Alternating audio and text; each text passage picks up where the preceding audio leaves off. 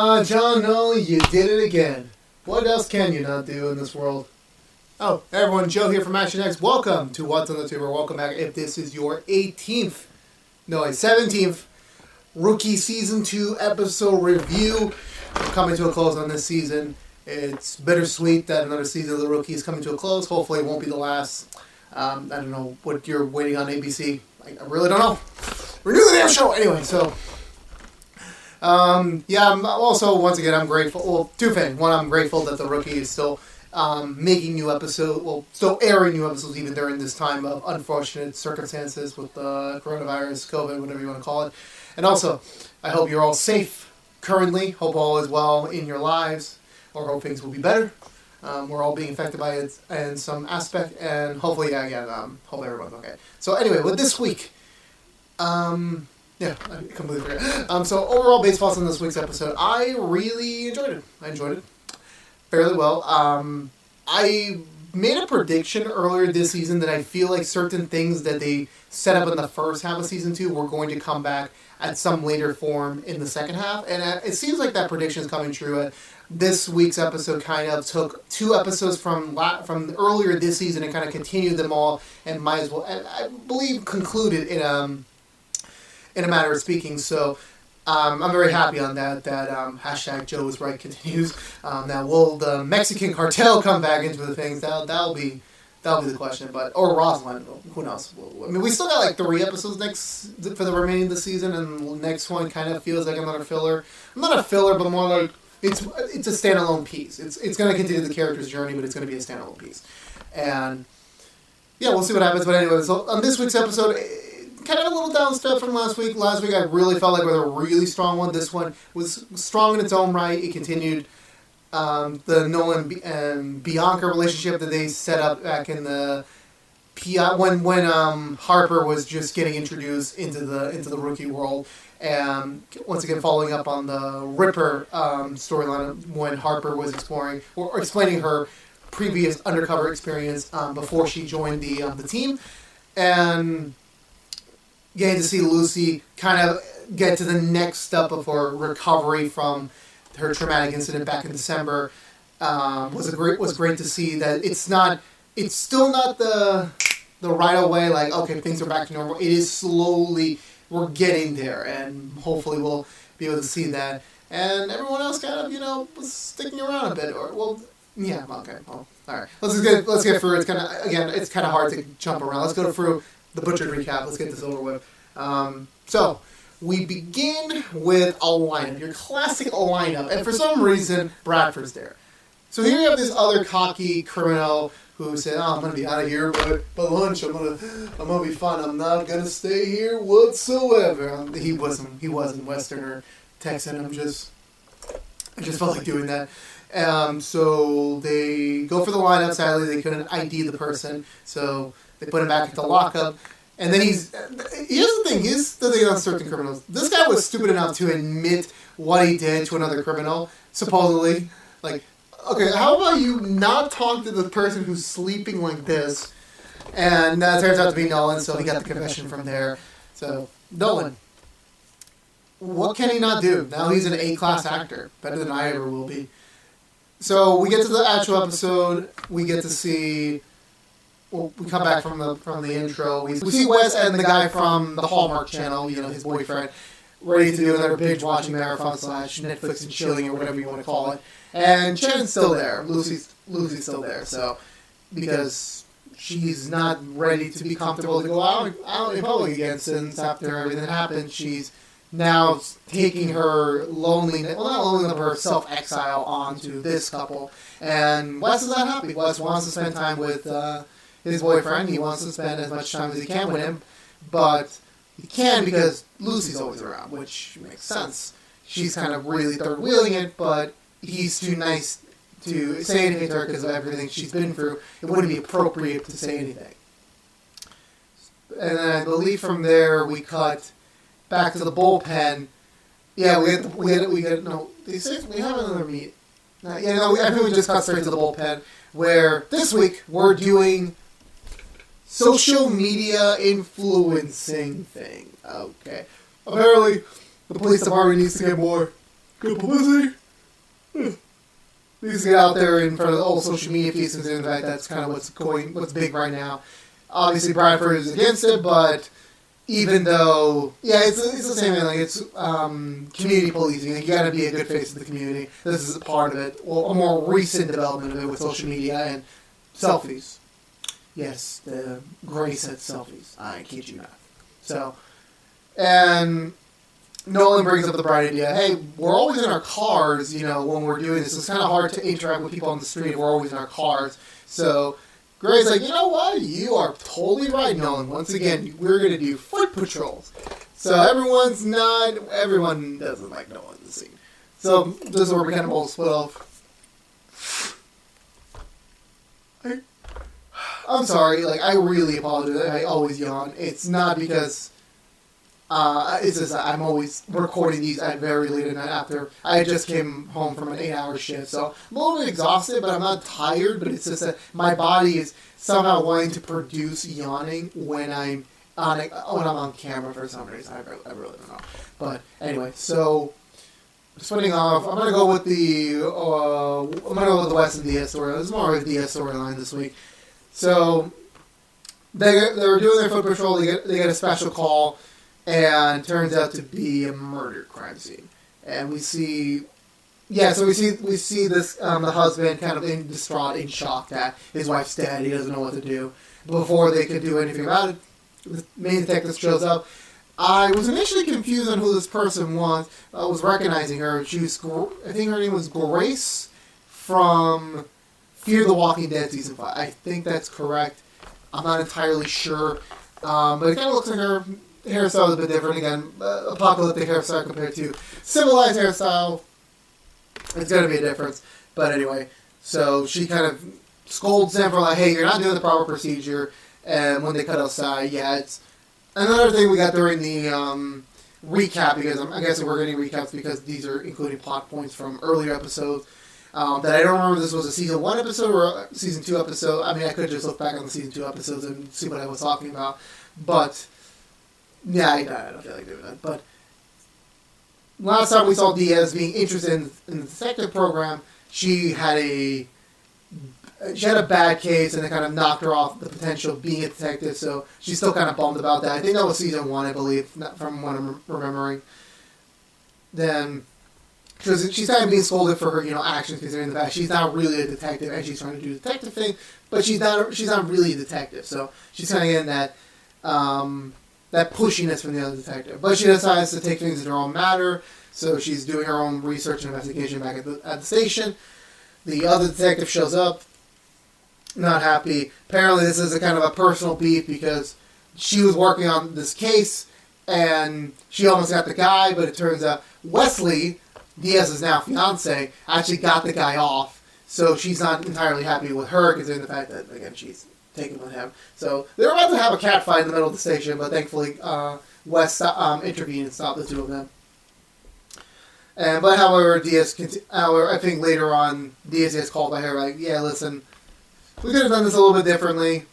If you want to prove to me that you can be a detective, help me out with this interrogation. We think we got the guy. This guy's the owner of the bank that all these victims have been associated with on the day they were getting robbed. So she goes to interrogate him. It feels like this guy was like, hey, I need to get out of here.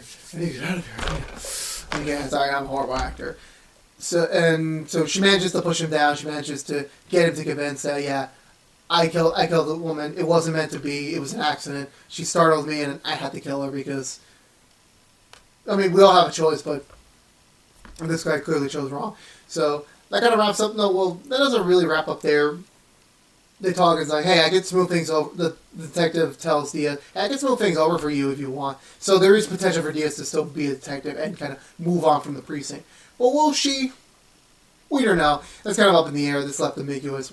I mean, she's now engaged to be married. I think she has other things in her mind right now to focus on. And so that kind of wraps up there. Lucy and Bradford. Lucy's still in the slowly trying to adjust to things. And she's kind of taking it out on Sterling, that's his name. Sterling and Wes. And she's completely unaware that she is third wheeling it, and she's trying to ask Bradford for advice, but it's not really working out.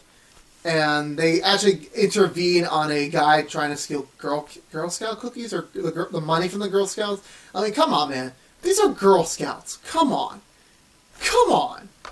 Like, there are boundaries here when you're proceeding with criminal activities. Come on. Anyway, so they try to chase him, but he then runs into a car. And he's bleeding out horribly, and then one of the Girl Scouts gives Lucy, hey, do this and that, and you can save his life. And she does. It actually does work. I'm actually legitimately proud of this person. And she's like, do I get a badge now? Which is, God, I love kids. I don't know how we got to the next. See, oh no, yeah. So Lucy did. Did Lucy get gashed at some point? Anyway, we get an interstitial scene where we cut to the hospital. Or at least, I think we go to the hospital, and she's getting patched up by, she runs into a fighter, and they kind of have a moment, so it's like, oh, Lucy might have a potential, future love interest. Or a potential, hey, this is a legit guy that she could date, but she's not entirely so certain because of everything going on. Obviously, she can't trust her instincts anymore. She goes to Bradford for advice, considering the fact that they have worked together in the past, but Bradford's like, no, I'm not getting involved in this. I want no part of this. Typical Bradford. So we cut to later. Lucy is telling Wes, hey, I got this point. We're gonna binge watch The Bachelor. Sterling's coming over. It's gonna be a good time. And Wes kind of admits, hey, listen, you're kind of intruding. We're trying to have a relationship here, but you keep intruding on that. So that's when Chen eventually realizes that she's been third wheel the whole time. But before things can get even more awkward, Bradford calls her in. Apparently they're doing scouting on they're helping out on the Nolan stuff that I'll get into in a second.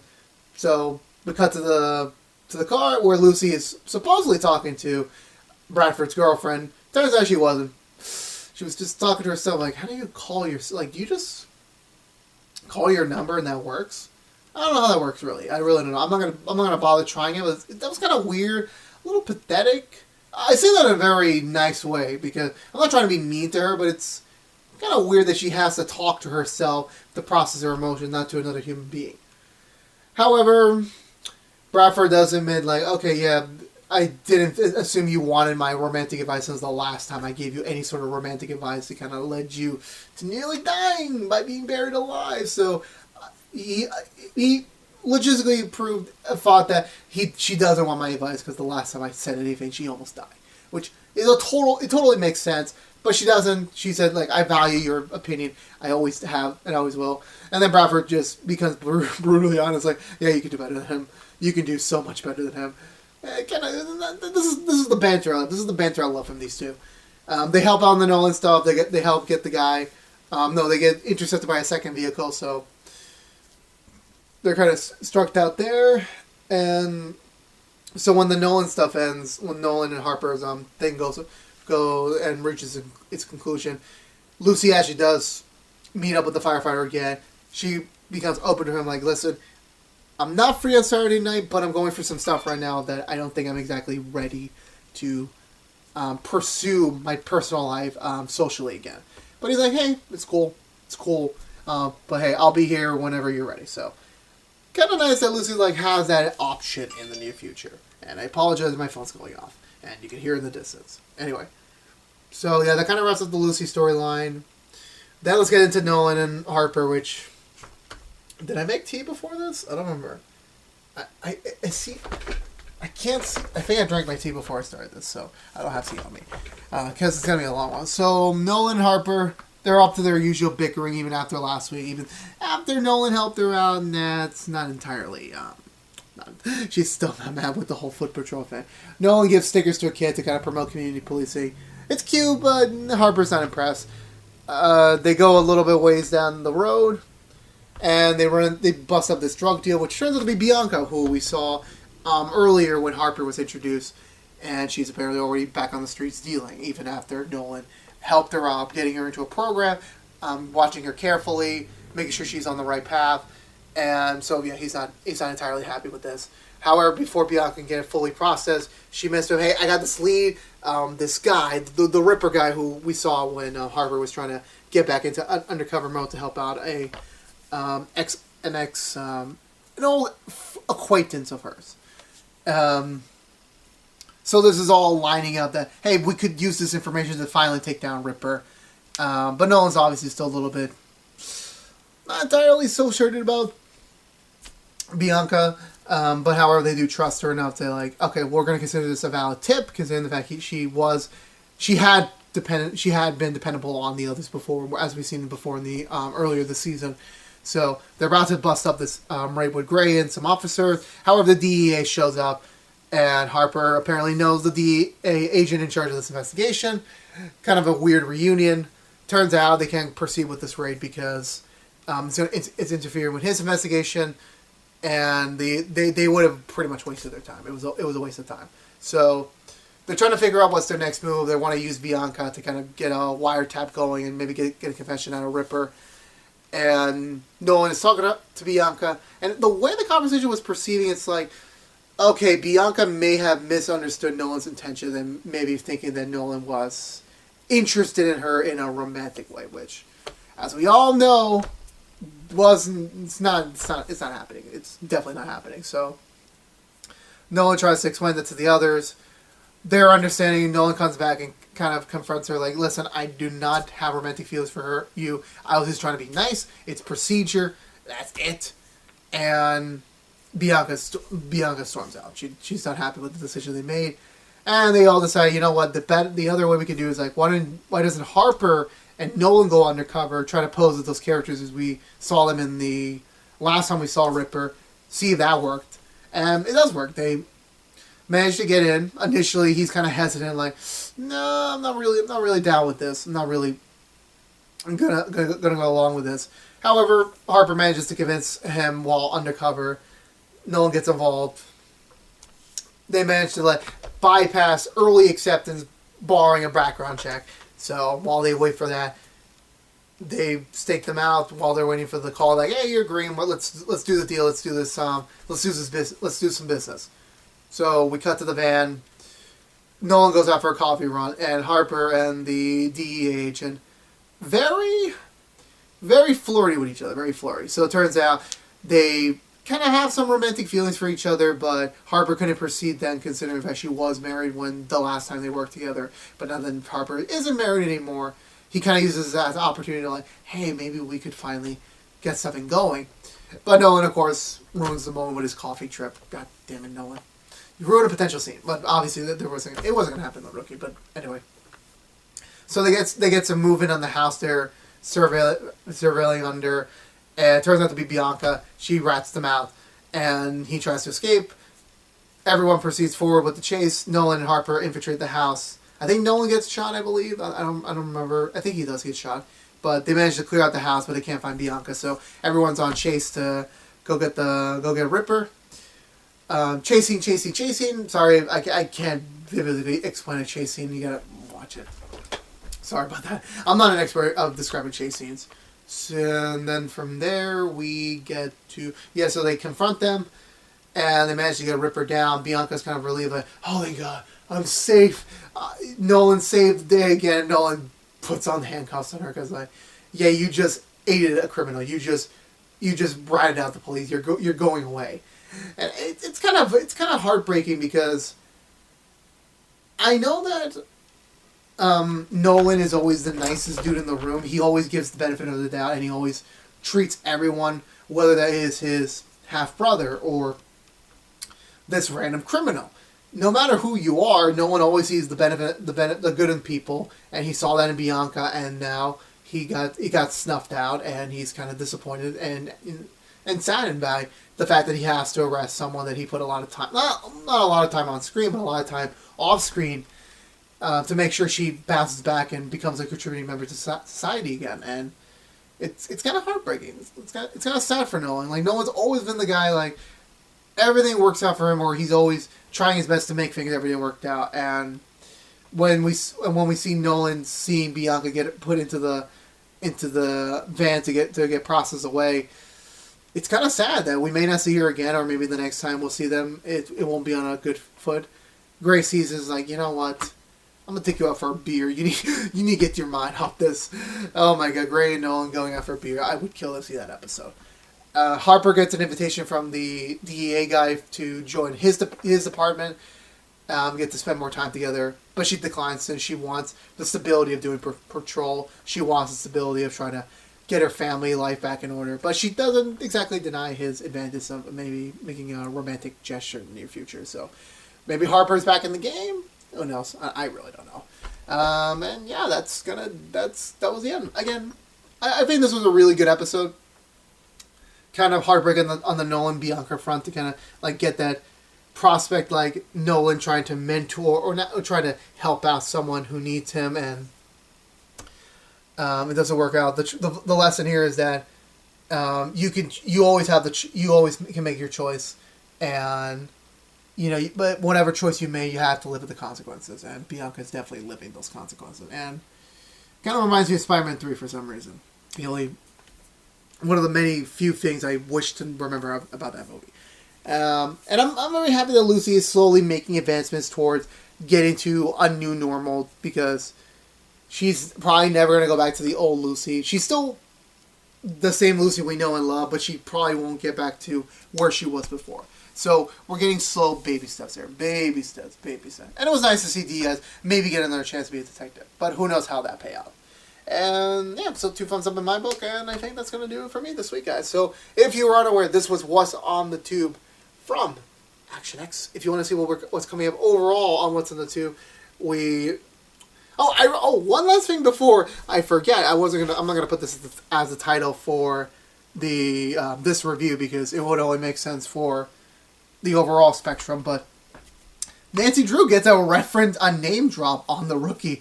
Oh my god, like worlds are colliding. Like it's colliding.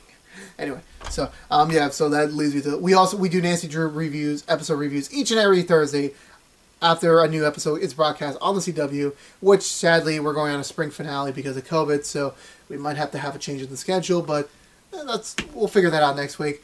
Katie Clean Chapter reviews usually post every Saturday after a new episode on Thursdays on the CW.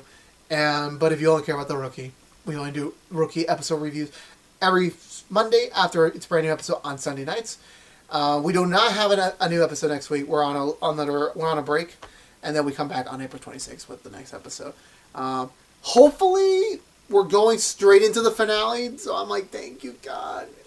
Thank you for giving me something good during this time of horrendous virus destruction.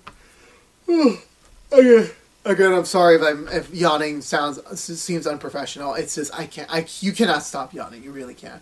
But yeah, so for you, Rookie Nation, I'll see you guys in 2 weeks.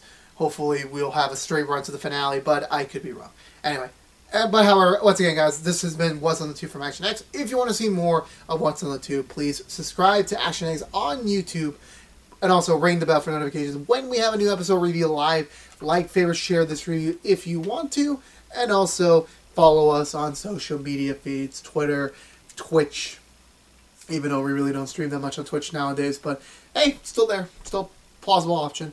And okay, Rookie Nation, I'll see you guys in 2 weeks. Everyone else, stay safe out there.